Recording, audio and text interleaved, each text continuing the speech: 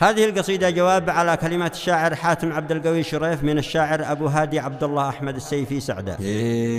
يا مرحبا ممطر ورعده يرعدي، مرحب يوازن حيدها إلى نجابين،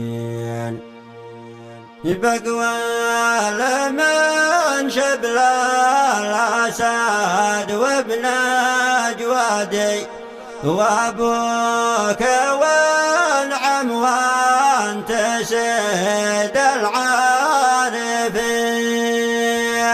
يا مرحبا ممطر وراده يرعدي، مرحب يوازن حيدها إلى نجابين، بقوى لمن شبل الأسد وابن جوادي، وابوك والعم وانت سيد العارفين.